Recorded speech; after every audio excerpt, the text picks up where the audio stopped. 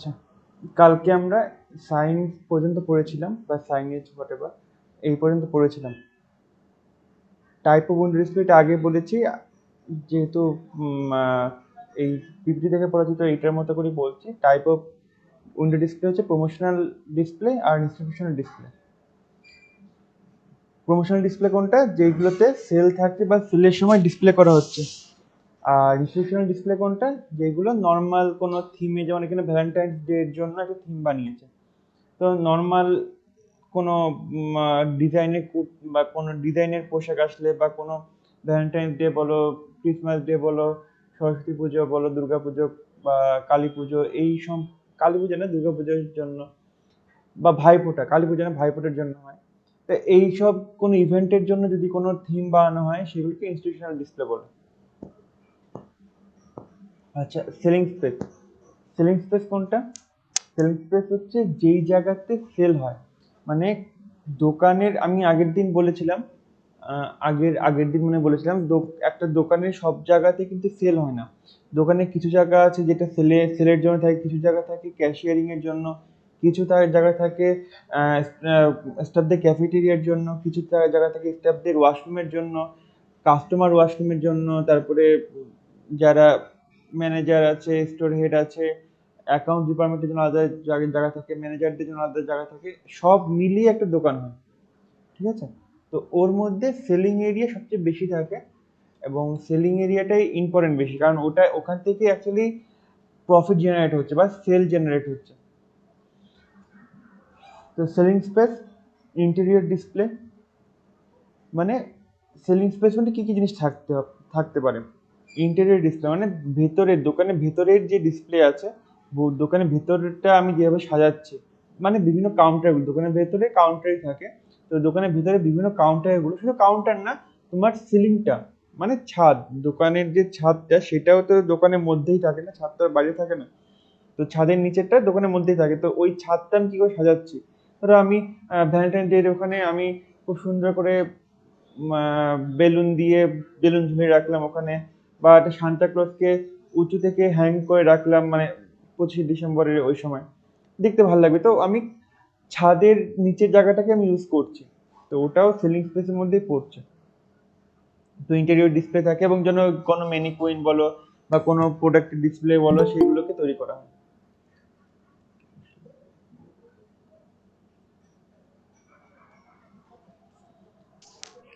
আচ্ছা, sale demonstration area. Sales demonstration area বলতে সেলের জন্য যেই সব জিনিস ডেমনস্ট্রেশন করা হয় সেগুলোকে সেলস ডেমনস্ট্রেশন এরিয়া বলে। সেলের জন্য যখন তুমি প্রোডাক্ট ডেমনস্ট্রেশন করছো। আচ্ছা, sale transaction area. Sale transaction area বলতে যেখানে তুমি সেলটাকে শেষ করছো, মানে ধরো ক্যাশ পয়েন্ট, ঠিক আছে, এরকম টাইপের। তো এই জায়গায় তো এই তিনটে মোটামুটি জায়গা থাকে সেলিং স্পেসের মধ্যে: একটা interior display, selling demonstration area, selling transaction area, ঠিক আছে? Merchandise space. মার্চেন্ডাইজ স্পেস বলতে প্রোডাক্টের জন্য যেসব জায়গা থাকে, তুমি এখানে ভালো করে দেখো, সেলিং স্পেসের মধ্যে এই জায়গা ফাঁকা জায়গাগুলোকে হাইলাইট করছে, ঠিক আছে? মার্চেন্ডাইজ স্পেস বলতে দেখো বিভিন্ন প্রোডাক্ট পড়ে আছে, এখানে হয়তো বালিশ, খাট, এইগুলো বিক্রি হচ্ছে এই দোকানটাতে, তো এইভাবে রয়েছে। Allotted, allocated to items that are kept in inventory. তো মার্চেন্ডাইজ স্পেস হচ্ছে কোনো প্রোডাক্টের জন্য, ঠিক আছে? ইনভেন্টরি মানে, ইনভেন্টরি কি হয়? ইনভেন্টরি মানে কি বলো তো? বলতে পারো ইনভেন্টরি মানে কি? এনিওয়ান?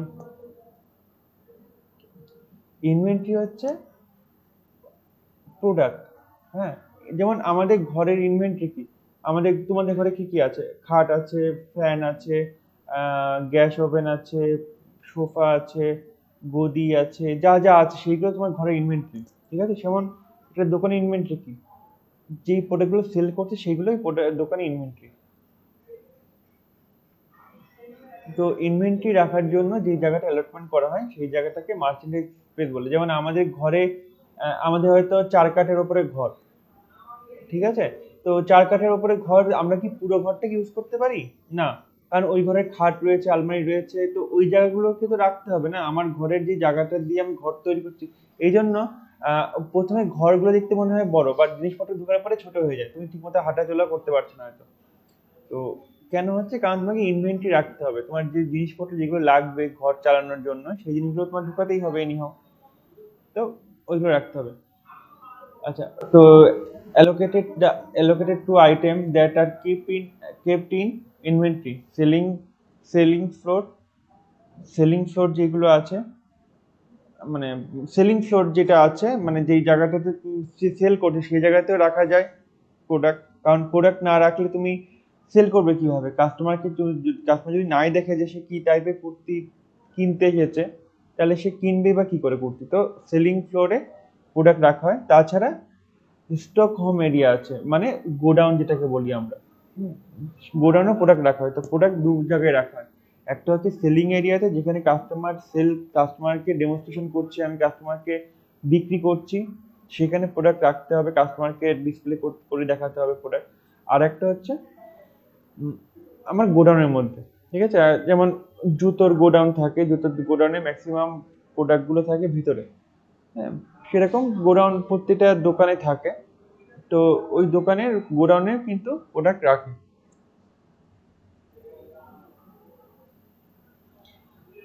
ওকে, স্টোর ইন্টেরিয়র মানে দোকানের মধ্যে তুমি কি কি ভাবে সাজাবে, দোকানের মধ্যে তুমি কি কি ভাবে সাজাবে। এক হচ্ছে লাইটিনিং তুমি দেখলে বুঝতে পারবে। দেখো, আলো আঁধারির একটা জিনিস করেছে এই জায়গাটা, সুন্দর লাগছে দেখতে।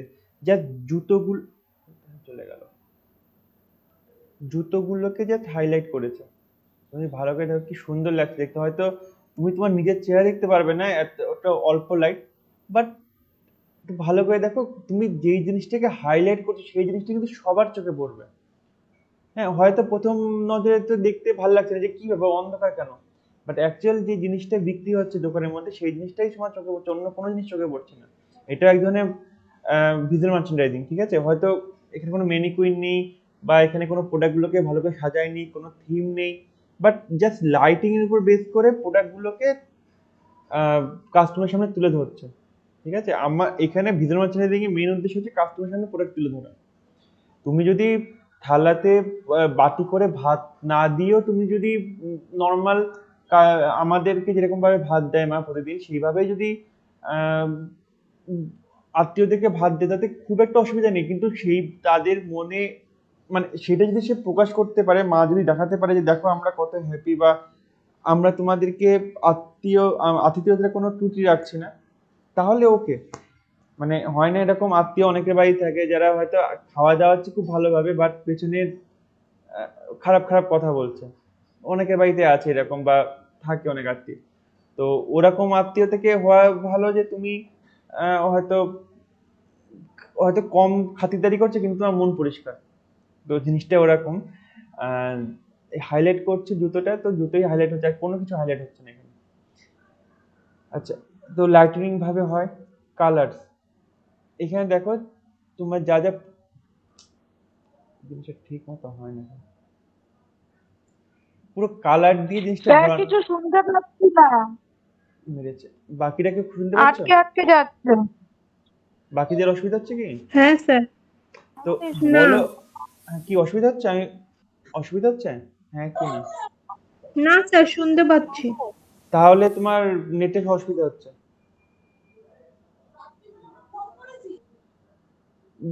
নেটে অসুবিধা হচ্ছে, তুমি মেবি একটু বাইরে যাও, বা নেটটা কানেকশন ঠিক মতো হচ্ছে না বলে তোমার শুনতে অসুবিধা হচ্ছে।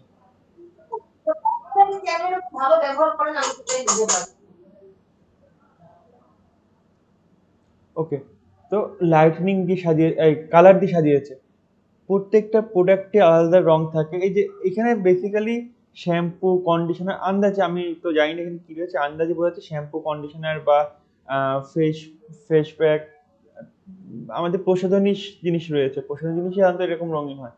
তো দেখো কি সুন্দর লাগছে দেখতে, কালার দিয়ে সেগুলো সাজিয়েছে। এবং শুধু কালারই দেয়নি, সামনের দিকে দেখো লাইট রয়েছে, তুমি যদি ভালো করে দেখো, দেখো প্রত্যেকটা জায়গাতে লাইট রয়েছে। তো আরো বেশি গ্লোজি লাগছে দেখতে। এমনি কালার দিয়ে সাজিয়েছে, দেখতে ভালো লাগছে, প্লাস এই সাইড গুলোতে, আইলস গুলোতে তোমার লাইটিং করেছে, খুব সুন্দর লাগছে দেখতে। কালার দিয়ে তুমি সাজাতে পারো। তাছাড়া ফিক্সচার রয়েছে, ফিক্সচার দিয়ে সাজাতে পারো। ফিক্সচার গুলো নিয়ে আমি আগে অনেক কথা বলেছি। মেনিকুইন আছে, তারপরে এই যে বিভিন্ন মানে বিভিন্ন গান্ডোলা আছে, র্যাক আছে, বিভিন্ন আসবাবপত্র যেগুলোতে তুমি প্রোডাক্ট হ্যাং করতে পারো, এইভাবে সাজানো যায়। আচ্ছা, ফ্লোর এন্ড ওয়াল কভারিংস, মানে ফ্লোরটা এবং ওয়ালটা কভার করে দাও। Cover in the sense, false ceiling হয়, শুনেছো তো? হ্যাঁ স্যার। তো হ্যাঁ স্যার। ফলস সিলিং এ কি হয়, আমাদের যে উপরের ছাদ থাকে, ছাদটা থেকে একটা আলাদা করে সিলিং বার করে, মানে ছাদটা ঢেকে দেওয়া হয় ওটা প্লাইউড দিয়ে বা আমি জানি না কি কিভাবে করে, বাট খুব সুন্দর করে, এবং ফলস সিলিং এ খুব সুন্দর করে তুমি সাজাতে পারো তোমার ছাদটাকে।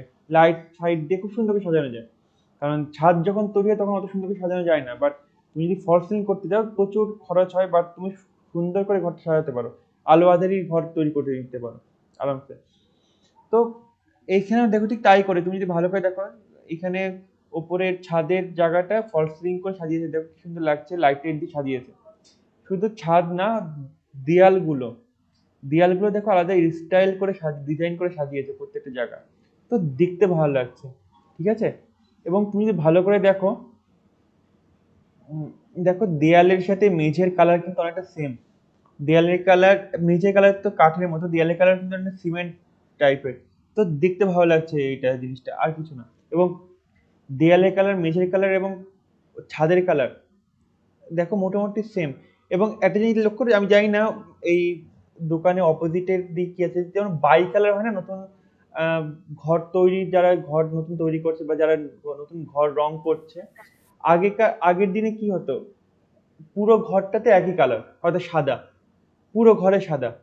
এখন কিন্তু বাই কালার একটা স্টাইল এসেছে, অনেকদিন ধরে আছে, যেমন তিন দিক, মানে তিন দিক না, চার দিক, এক, দুই, তিন, চার, এই চার দিক এক কালার করবে, আর এই সাইডের এই দিকটা, এই যে এইদিকে ও দেয়ালটা, সেই দিকটা আলাদা কালার।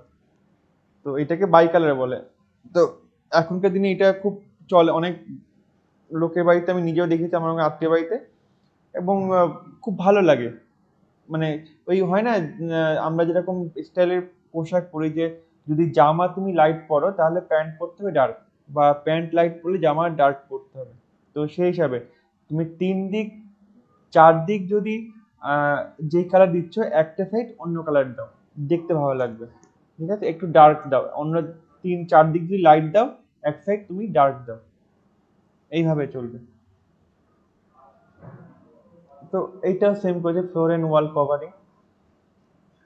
ওকে। আচ্ছা, টাইপ অফ ফিক্সচার, কি কি ফিক্সচার মানে কি কি ফিক্সচার ইউজ করা হচ্ছে। স্ট্যান্ড, এইভাবে স্ট্যান্ড থাকে। এইটা তুমি এখানে কি রাখা যায়, এখানে এগুলো কাঁচ দিয়ে, ঠিক আছে, এগুলো ফাঁকা না, এগুলো কাঁচ দিয়ে রয়েছে। এর মধ্যে তুমি ঘড়ি, সানগ্লাস বা কোনো জুয়েলারি, এগুলো এইভাবে সাজাতে পারো, দেখতে ভালো লাগবে।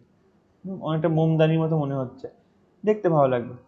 আচ্ছা, তারপরে হচ্ছে ডাম্পবিন। ডাম্পবিন আমি আগের দিন বলেছিলাম ডাম্পবিন সম্পর্কে, যে খুব কম দামের প্রোডাক্টগুলো বা পুরোনো প্রোডাক্ট যেগুলো ডিসপ্লে করার দরকার নেই, সেইগুলোকে আমরা ডাম্পবিনে রাখতাম, কাস্টমার এখান থেকে প্রোডাক্ট নিয়ে যেত।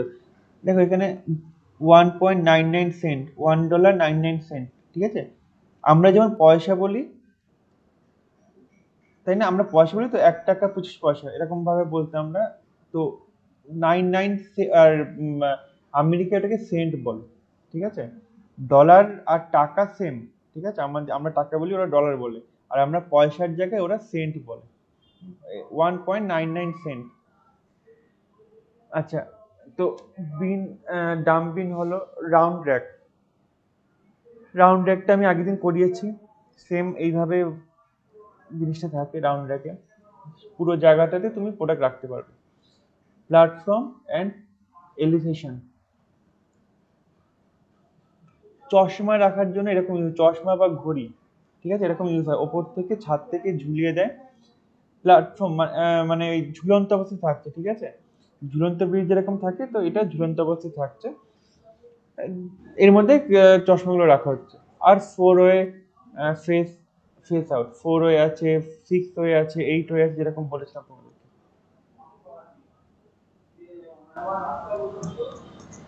আচ্ছা, টাইপ অফ ফ্লোর স্পেস।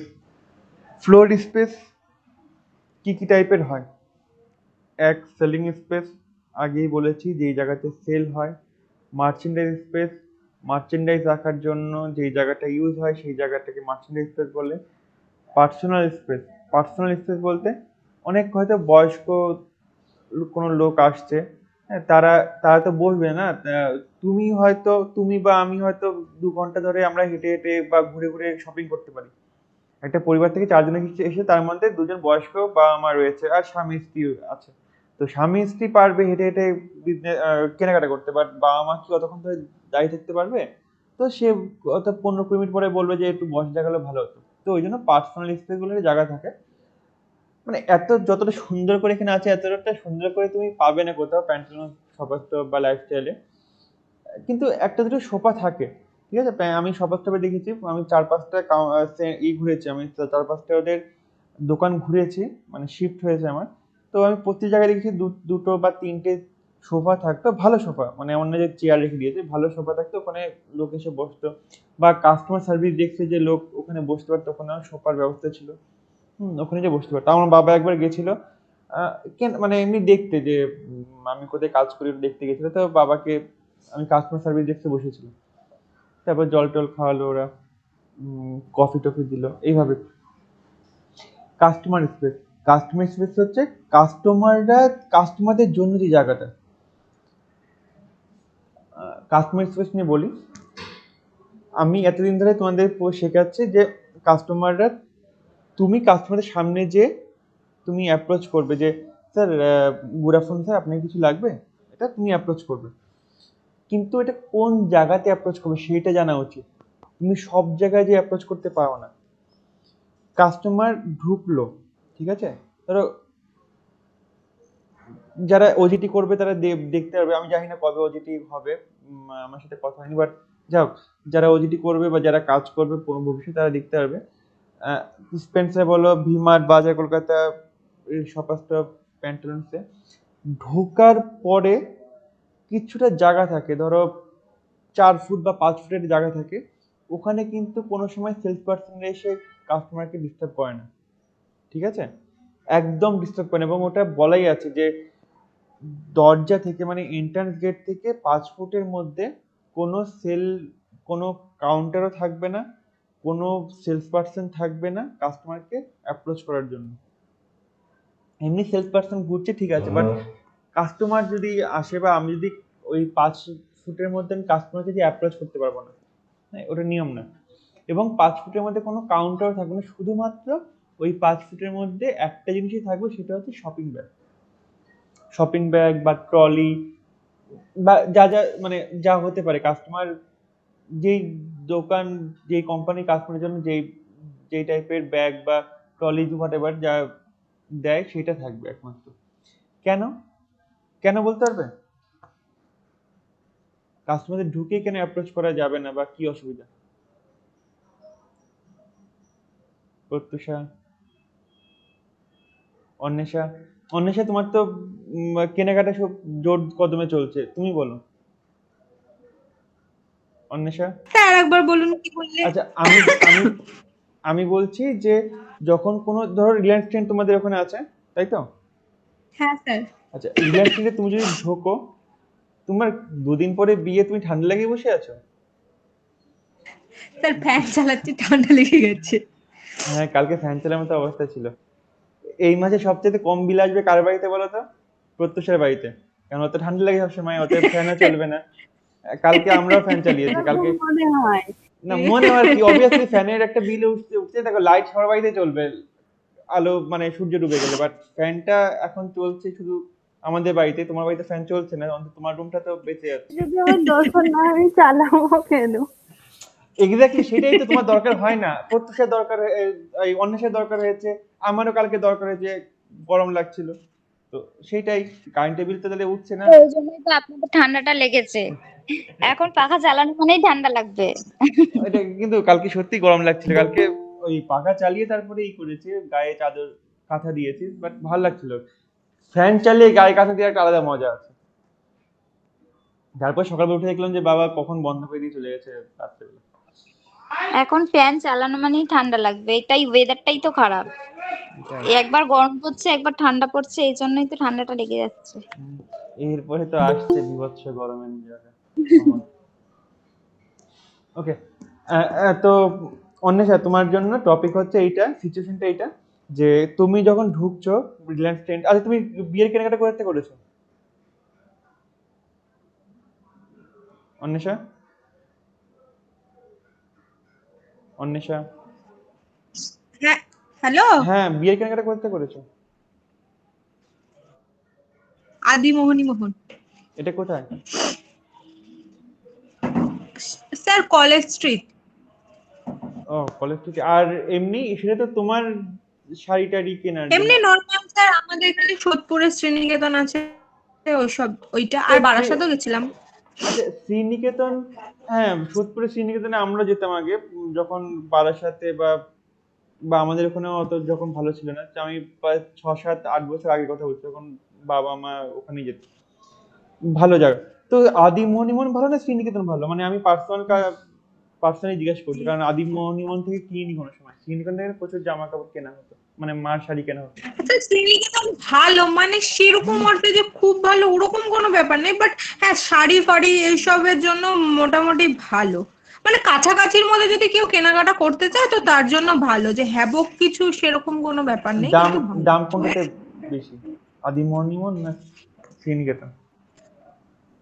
দাম তো স্যার দু জায়গাতেই বেশি, মানে দু জায়গাতেই দু রকম ভাবে। এবার তো মানে যার যেরকম মানে দরকার সেই অনুযায়ী বললে ওরা দেখায়, সেরকম একটা ব্যাপার আছে। তো শপিং মল মানে দাম একটু বেশি হবে, এটাই ব্যাপার। মানে মানে যেহেতু এগুলো তো একদম পুরোপুরি শপিং মল নয়, যেমন ট্রেন্ডস এদের মতো নয়, তো এদের কাছে একটু হয় দামটা কস্টলি, মানে যেটা যেটা দরকার নেই ঠিক, সেটাও হ্যাঁ সেটা হ্যাঁ হয়, হ্যাঁ এরকম হ্যাঁ ব্যাপার। হ্যাঁ। কিন্তু যাও, ওর নাম আছে আদি মোহনীমোহনের নাম এর আছে। উপরেও কিছুটা ডিপেন্ড করে। একদম একদম, হ্যাঁ কোয়ালিটি অবশ্যই ভালো হয়।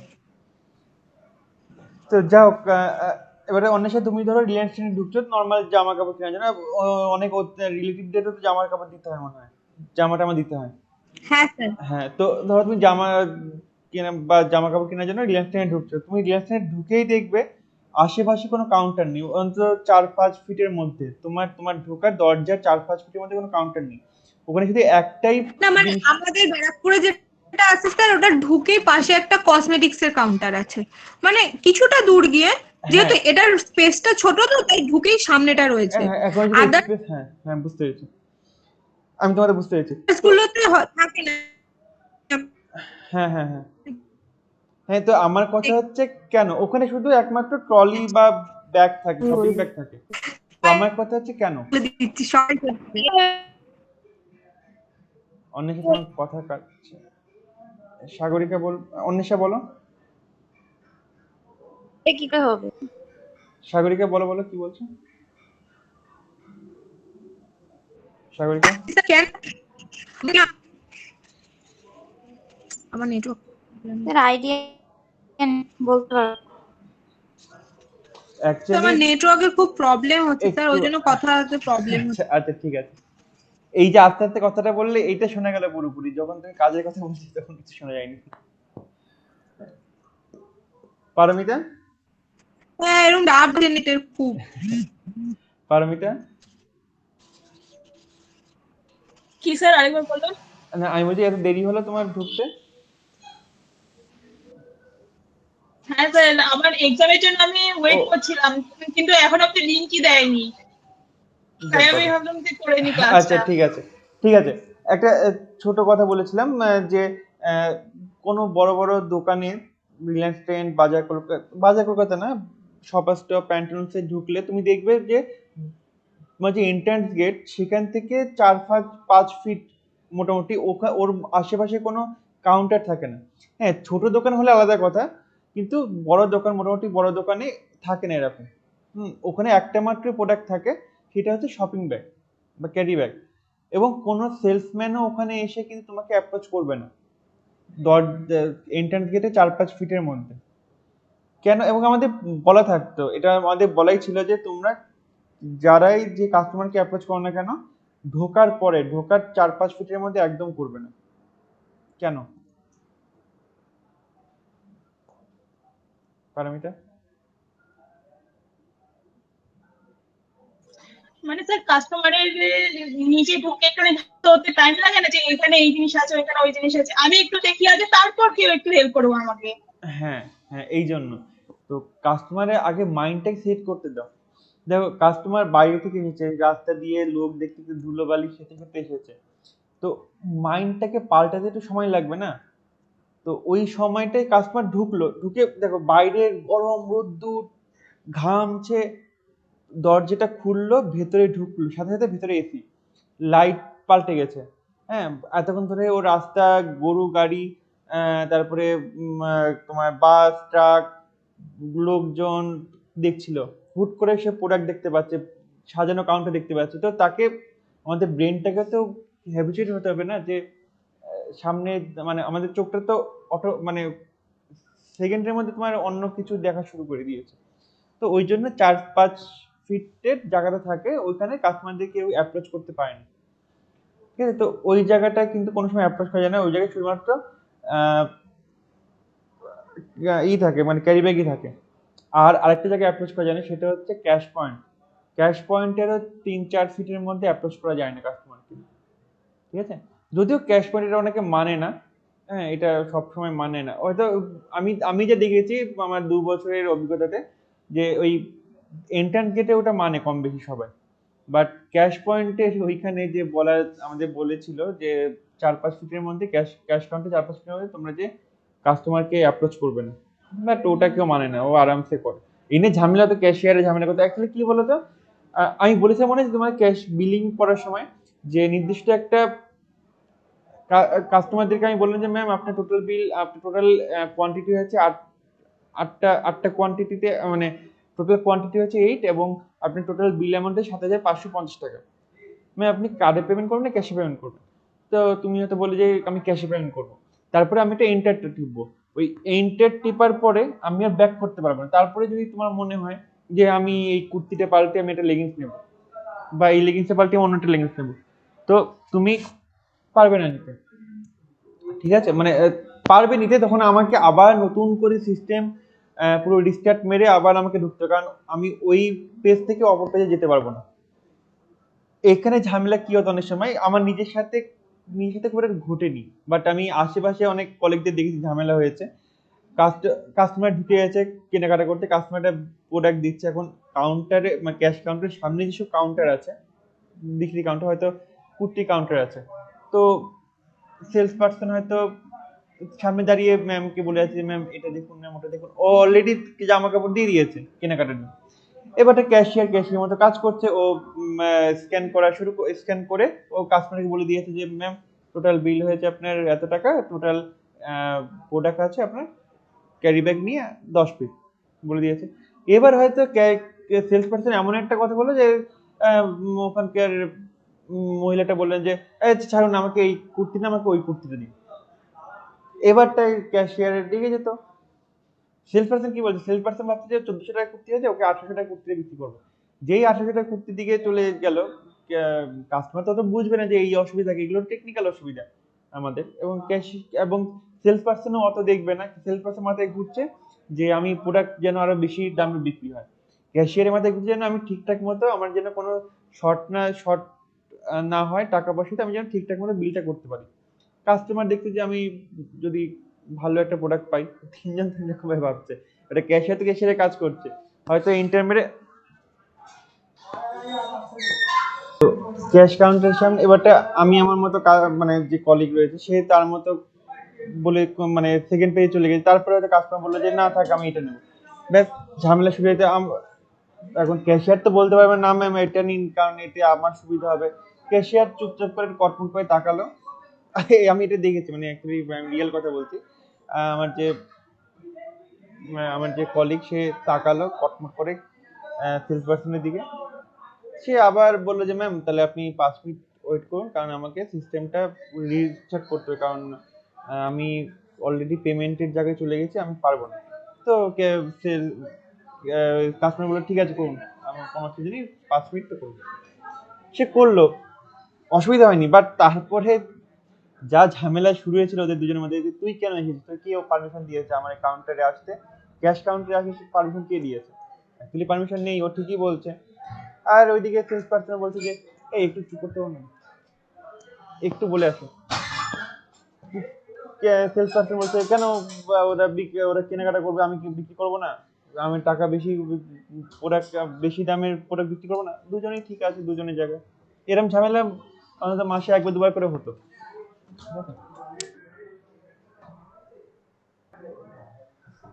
আচ্ছা, তো কাস্টমার স্পেস হচ্ছে এটা। কার কোনো প্রশ্ন আছে এটুকু যতটুকু বুঝিয়েছি? কারোর কোনো প্রশ্ন আছে? Okay. আচ্ছা, when to change the display, কখন তুমি ডিসপ্লে চেঞ্জ করবে, ঠিক আছে?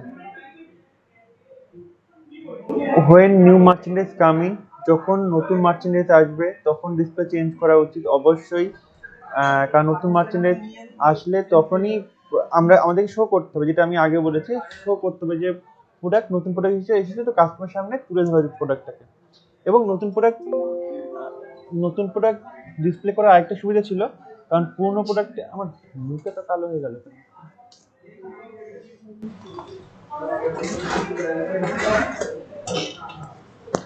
তো নতুন নতুন প্রোডাক্ট ডিসপ্লে করার একটা সুবিধা এই যে আমার কাছে পুরো সেটের প্রোডাক্ট আছে। পুরো সেটের প্রোডাক্ট বলতে পুরোনো প্রোডাক্টে কি হয়, আমি আগে বলেছিলাম যে হয়তো লার্জ এসেছে 3 পিস, মিডিয়াম এসেছে 5 পিস, এক্সট্রা স্মল এসেছে 2 পিস, স্মল এসেছে 4 পিস, এইভাবে করে প্রত্যেক প্রোডাক্ট আছে। এবার ধরো 1-1.5-2 মাসের প্রোডাক্ট যেগুলো আগে চলে এসেছে, বা 3-4 মাসের প্রোডাক্ট, সেইগুলোতে হয়তো বিক্রি হচ্ছে না, ঠিক আছে, হয়তো বিক্রি হচ্ছে না, বাট তাও তো একটা দুটো করে প্রোডাক্ট গেছে। হয়তো আমার কাছে লার্জের 1 পিস পড়ে আছে,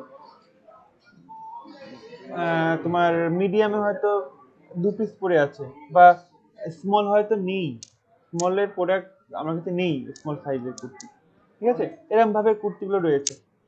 তো সেই হিসাবে কাস্টমার যদি পছন্দ হয়, আমি যদি ডিসপ্লে করি, কাস্টমার যদি পছন্দ হয়, তো আমি সেইভাবে প্রোডাক্ট দিতে পারবো না, ঠিক আছে, আমি সেইভাবে প্রোডাক্ট দিতেই পারবো না। তো এই অসুবিধা হয়। কিন্তু নতুন প্রোডাক্টের সুবিধা কি হচ্ছে, প্রথমত গর্জিয়াস প্রোডাক্ট, একবারে নতুন প্রোডাক্ট, অতএব চিকচেকটা খুব মানে গর্জিয়াস ভাবটা খুব ভালোভাবে রয়েছে নতুন প্রোডাক্টে যা হয় আর কি। তাছাড়া প্রোডাক্টের পুরো সাইজ রয়েছে, কাস্টমার যে সাইজের প্রোডাক্ট চাইবে সেই সাইজের প্রোডাক্টই দিতে পারবো আরামসে, ঠিক আছে। তো এই হচ্ছে সুবিধা থাকে নতুন product display. Just to change around the pieces of a group that has been on the floor for a while.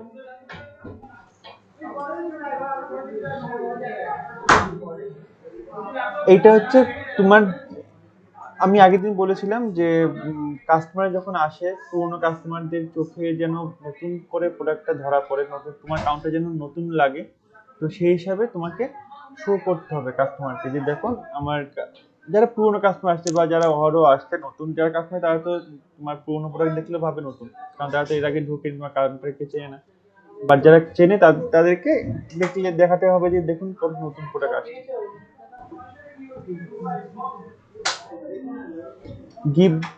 give the group a new look. Group বলতে এখানে অ্যাকচুয়ালি ওই যে ডিপার্টমেন্টটা, সেই ডিপার্টমেন্টের কথা বলছে। তো পুরো ডিপার্টমেন্টটাকে সাজাতে, এটা তুমি করতে পারবে না, তুমি তোমার কাউন্টার সাজাতে পারবে, বাট ম্যানেজাররা অনেক সময় কি করে পুরো ডিপার্টমেন্টটাকে পাল্টায়। মানে ডিপার্টমেন্ট পাল্টায় ইন দ্য সেন্স ডিপার্টমেন্টের কাউন্টারগুলো তো পাল্টাতে পারবে না, কারণ কাউন্টারগুলো তো যে কোম্পানি যতটুকু জায়গা নিয়েছে ততটুকু তার কাউন্টার রয়েছে, যে কোম্পানি যতটুকু ডিসপ্লে করার জন্য মার্চেন্ডাইজ দিয়েছে বা ডিসপ্লে করার জন্য র্যাক দিয়েছে, সেইভাবে গান্ডোলা দিয়ে সেইভাবে রয়েছে সাজানো।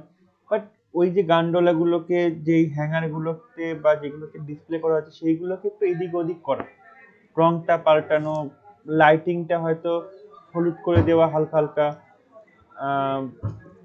কালারিং, এই যে গরমকালে লাইট প্রোডাক্ট গুলোকে হাইলাইট করা, শীতকালে ডার্ক প্রোডাক্ট গুলোকে হাইলাইট করা।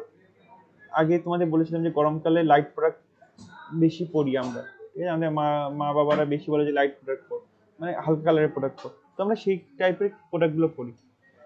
তো অবভিয়াসলি যখন আমরা পড়ছি তখন গরমকালে আমরা লাইট প্রোডাক্ট বেশি কিনবো, বিশেষ করে জামার ক্ষেত্রে লাইট জামা বা লাইট টি শার্ট টপ আমরা বেশি কিনি, বা লাইট কালারের কুর্তি। তো লাইট কালারগুলোকে হাইলাইট করা, শীতকালে ডার্ক কালারগুলোকে হাইলাইট করা, কারণ পার্টি ডার্ক কালার এবং পার্টি ওয়ার, কারণ শীতকালে প্রচুর পার্টি থাকে, পিকনিক থাকে, কারোর বিয়ে বাড়ি থাকে, অনেক পার্টি থাকে, ঠিক আছে। প্রতিটা শীতে এমন কেউ আমার মনে হয় নেই যে শীতে একটা করে বিয়ে বাড়ি নিমন্ত্রণ পায় না, মনে হয় সব বাড়িতেই পায়।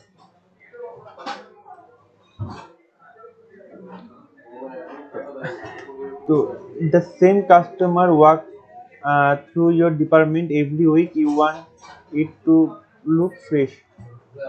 সেম কথা আমি এতদিন ধরে বলেছি, সেটাই বলছি, the same customer look through your department every week. Same customer যখন তোমার ডিপার্টমেন্টে প্রতি সপ্তাহে ঘুরছে, তখন সে যেন দেখে ভাবে যে তার কাছে যেন লুকটা ফ্রেশ মনে হয়, মানে নতুন, ফ্রেশ বলতে গিয়ে নতুন বোঝাচ্ছে, ঠিক আছে, নতুন যেন মনে হয়। যা আমি তোমাদের বলেছিলাম না যে টিভির ঘরটা একটু এদিক ওদিক করলে একই জিনিস আছে, বাট একটু ফ্রেশ ফ্রেশ মনে হবে, একটু মনে হবে যে নতুন কোনো ঘরে এসেছে, বাট সবই একই জিনিস রয়েছে। You want to give them a reason to buy. You want to give them a reason to buy. এই লাইনটার মানেটা খুব ভালো, যে তুমি তাদেরকে একটা অপশন দিচ্ছ কেনার। জিনিসটা কিরকম, তুমি যখন ডিসপ্লে করছো তখন কি হচ্ছে, তোমার তাদের কাছে তোমার সেই প্রোডাক্টটা মানে তুলে ধরছো, তুমি তাদের সাথে প্রোডাক্ট তুলে ধরছো। তো প্রোডাক্ট তুলে ধরা মানে কি, তুমি তাদের উৎসাহ জাগাচ্ছ, প্রোডাক্টের সম্পর্কে তাদের উৎসাহ বাড়ছে, তাদের এনকোয়ারি বাড়ছে, মনে মনে হয়তো করছে, এখন হয়তো মুখে কিছু বলিনি, মনে মনে বাড়ছে, বা এই এই কুর্তিটা পরলে কি আমার ভালো লাগবে, এই কুর্তিটা বেশ ভালো লাগছে দেখতে। তাদের ইনফরমেশন জানার ইচ্ছে থাকছে যে কুর্তির দাম কত, কুর্তিটা তো বেশ ভালো, কোনো ডিসকাউন্ট আছে কিনা শুনি, কুর্তিতে যদি ডিসকাউন্ট থাকে তো তারা নিয়ে নেবে, এরকম একটা ব্যাপার আসছে মনে। তো এইগুলোতে কি হচ্ছে, তাকে তুমি কাস্টমারকে মানে কাস্টমারকে কিনতে উৎসাহ করছো, ঠিক আছে, একটা রিজন দিচ্ছ। রিজন কিরকম, যেমন একটা মেনিকুইনে একটা কুর্তি পরানো আছে, তুমি মেনিকুইনটার দিকে তাকিয়ে দেখলে বা কুর্তিটা বেশ ভালো লাগছে, গায়ে মেনিকুইনটার সাথে ভালো ম্যাচ করছে, হয়তো ওই মেনিকুইনে যেরকম বডি স্ট্রাকচার তোমারও কম বেশি সেরকম বডি স্ট্রাকচার, হয়তো স্লিম বডি, ঠিক আছে। তো তুমি তখন নিজে ভাববে, আমি যদি ওই জায়গায় থাকি তো ওই কুর্তিটা পরলে আমার কেমন লাগবে। যখন তুমি বুঝে যাবে যে ভালো লাগছে, তো অটোমেটিকলি না তুমি একটা অজুহাত পেয়ে যাবে প্রোডাক্ট কেনার, ঠিক আছে, রিজন টু বাই, এটা রিজন পাবে।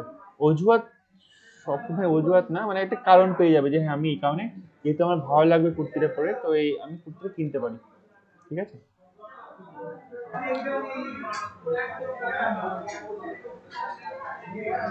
আচ্ছা, ঠিক আছে, আজকে কারো কোনো প্রশ্ন আছে, কারো কোনো প্রশ্ন আছে কি? না স্যার। ঠিক আছে, ক্যামেরা অন করো।